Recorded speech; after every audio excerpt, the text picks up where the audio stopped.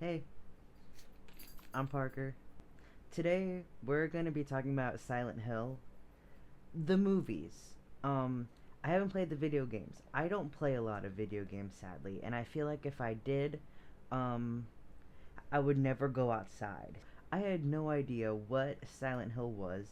I didn't even know there were video games when I was watching the movie, but regardless, I fell in love with the movie, even though there's so many uh, I guess story differences compared from the games to the movies. And I mean, I've watched plenty of video essays about the difference between the two, but still the movies are fans still like them. I still like them even though what I say doesn't matter. Um but they still got good reviews.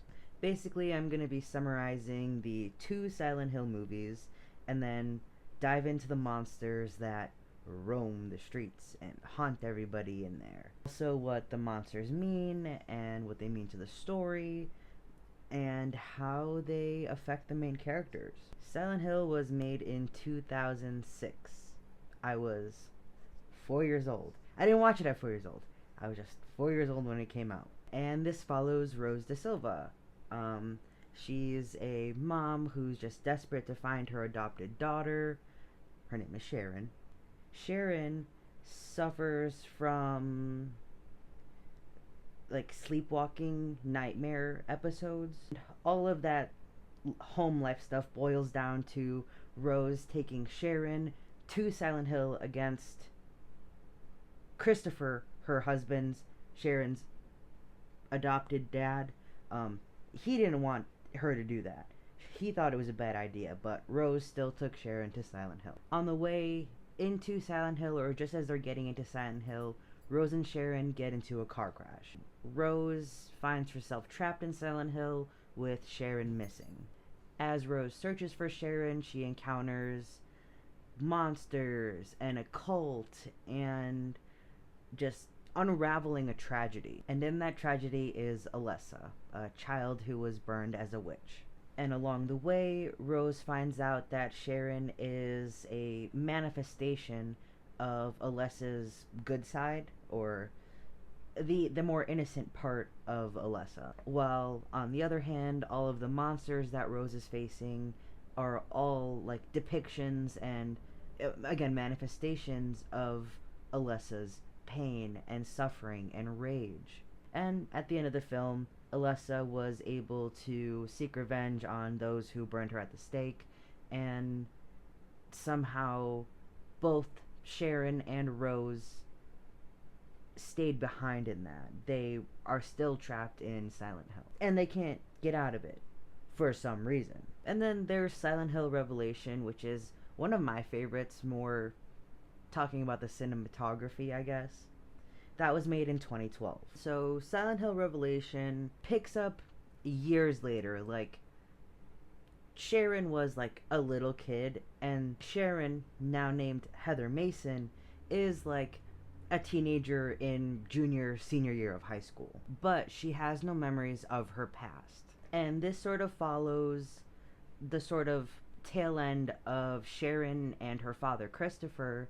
Sharon, now Heather, and her father Christopher still on the run and still getting away from the cult of Silent Hill. Because, as in the first movie, Alessa killed them all, but some somehow survived and are now continuously after Heather and Christopher. But the story all starts when Christopher is kidnapped and Heather starts her travels back into Silent Hill. Along her journey back into Silent Hill and through her time in Silent Hill, she learns that she is a reincarnation of Alessa's good side.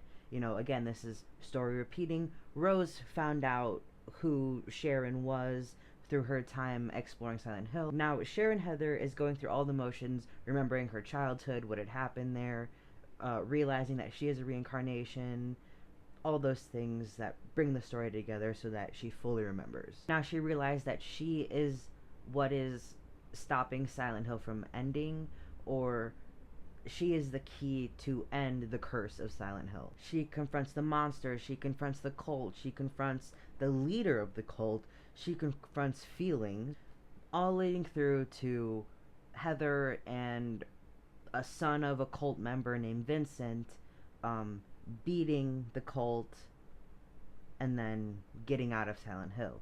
All the cinematography implies is that Silent Hill is still alive and going after Sharon Heather and probably Vincent now as well. All right, with the summaries of the movies out of the way, this is me getting into what I want to talk about, the monsters of Silent Hill. And like I said previously, these aren't just monsters. They weren't just created. They weren't just there. They didn't just show up. They're manifestations of a traumatized child.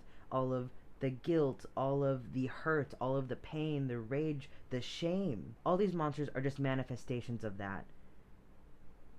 And it sucks knowing that, because that was a child. That was like a 6-year-old who went through all of that shit that she did and had to make a hellscape to protect herself. We're gonna start with Pyramid Head. Pyramid Head, or sometimes known as the Red Pyramid, is probably one of the most iconic monsters in Silent Hill. In the movies, Pyramid Head represents things like punishment and protecting, more so protective of the original Alessa's wants. But even though his demeanor and look is so terrifying, he's a guardian, and he often fights off other monsters. And I think his greatest, scene was when he was fighting the missionary. But on the more emotional side of what Pyramid Head represents, it is a protector role.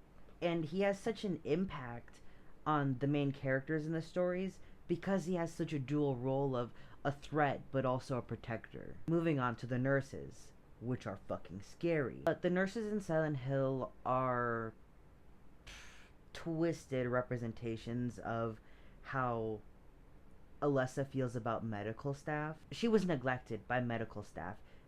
It explains that throughout the movies towards the end. She was neglected by medical staff, and that caused such a deep hatred for them. And the nurses are blind, but extremely sensitive to sound. And somehow, the nurses just embody both care and corruption. And those who do confront the nurses are met with the consequences of Alessa's rage. And now, the Grey Children. One of my favorite monsters in the series. And I don't know why. I call them Ash Babies. In high school, I would just draw little pictures of them all the time, often depicting them holding fruit like this. I don't know why. But what I didn't know was that these Ash Babies or Grey Children are representations of the other kids who tormented Alessa. And it invokes Alessa's feelings of being ostracized. And they're all melty, and like I said, they look like babies, so that gives you pity, but you're still fearful because of what they look like. And just sequentially how they come up in the movie, it's one of the first few monsters that Rose comes to meet in Silent Hill. And her meeting the Ash Babies or the Grey Children were just a major warning sign, showing Rose that the pain of Silent Hill is more than what she could imagine. Laughing's over, we have to talk about the janitor. I hate the janitor. It made me so uncomfortable, especially during the flashback scenes. The janitor is just directly tied to Alessa's trauma. There was a janitor during her time at school who had abused her, and the way that he is shown in monster form, it just shows how much she hates him and is disgusted by him, his actions, and probably herself. And like I said, for Rose to come face to face with the janitor just helped uncover more of Alessa's story, to help Rose understand and to help us understand just how messed up Silent Hill was and is. Now, probably for one of the cooler monsters, the Missionary. The Missionary is a Revelation only in the movies, Revelation only monster, and the Missionary is just a weaponized version of Claudia, and she's the cult leader. I mean, she's got kind of like a Dami mommy vibe. I mean, she's got blades for hands and like all over her head, and she just got like shit wrapped all over her. Like, where your clothes at? But her appearance with the blades, and of course, like I said, with the clothing, it reflects just how twisted the faith that she has is. And then also the willingness to sacrifice anything for the cult's gain. And the missionary is just a symbol for just how oppressive. I mean, you have that thing as the leader of the cult. Of course, they're gonna follow that thing. When Heather finally goes and defeats, well, when Heather and Pyramid finally defeat the missionary, that just kind of gives a path to, the rest of Heather's life. Also, do you think that, like, when Claudia ever gets pissed off at her followers, she just kind of like a red skull just like starts tearing off the face and starts showing things. They're just like, "Yes, ma'am, I'm sorry." That's what I meant. That's what I imagine when they're all pissing her off. She just kind of hulks out a little bit. Then lastly, I mean, I have to mention it anyways. Dark Alessa, and Dark Alessa is literally just the physical embodiment of all of Alessa's pain and rage and guilt and shame and hatred. She helps lead Rose to Sharon, but she's also a threat. She's very powerful. So these two combined is it's just an embodiment of how relentless Silent Hill is. And her presence alone makes people face their own sides of themselves, their own goods and their own bads, while also making them confront this little girl that they burned. Like I explained, each monster in Silent Hill is not just there for scare factor. It's not just to scare us. It's not just to scare the characters. They're manifestations of pain, of hatred, of guilt, of trauma. These creatures were made to push Rose and Heather to face their fears, to uncover the truth of Silent Hill, and to ultimately just grow stronger. And these monsters are there to remind us that healing comes at a price. Silent Hill's terrors are just it's rooted in the human experience. It's about understanding the darkness in ourselves and looking for a way to move forward through that. I guess that Silent Hill will just always be a place where nightmares and storytelling reside.